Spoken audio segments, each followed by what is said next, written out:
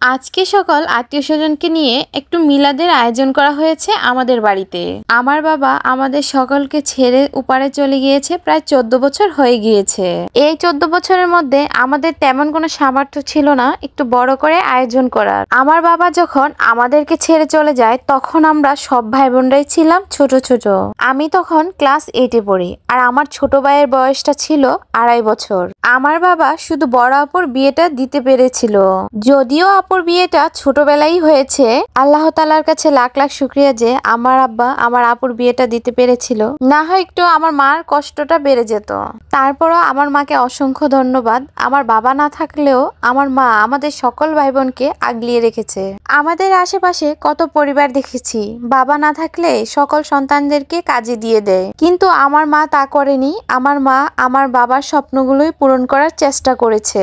আমার বাবার স্বপ্ন ছিল তার ছেলে মেয়েরা ভালো করে পড়াশোনা করবে, উচ্চশিক্ষায় শিক্ষিত হবে এবং ভালো কোনো চাকরি করবে।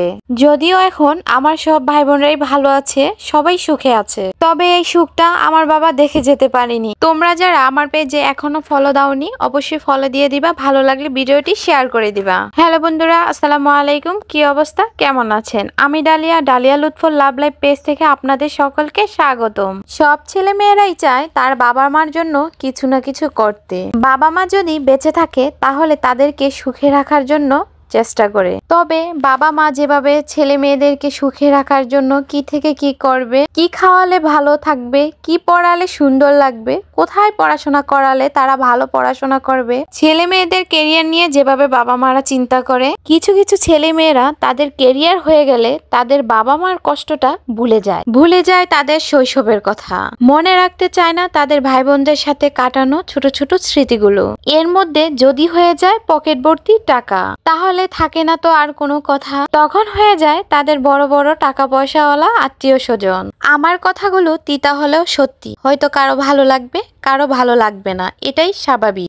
আজকের এই মিলাদের আয়োজনে সম্পূর্ণ কাজগুলা করতে হয়েছে আমার মাকে এবং আমার ফুপিকে। তো আমার ভিডিও করে দেওয়ার জন্য তেমন কেউ ছিল না। আজকের ভিডিও তেমন ভালো হয়নি।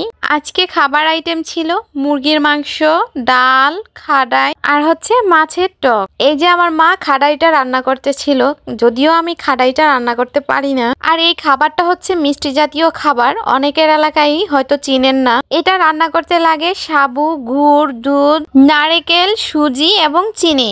আমাদের চাঁদপুরে রমজান মাসে এবং যে কোনো মিলাদে এই মিষ্টি জাতীয় খাবারটা রান্না করা হয়। আমাদের এলাকায় তো খাডাই নামে পরিচিত। আপনাদের কোন কোন এলাকায় এই রান্নাটাকে কি বলে অবশ্যই কমেন্ট করে জানাবেন। আজকে কিন্তু খাডাই ছাড়া সম্পূর্ণ রান্নাটাই আমি করেছি।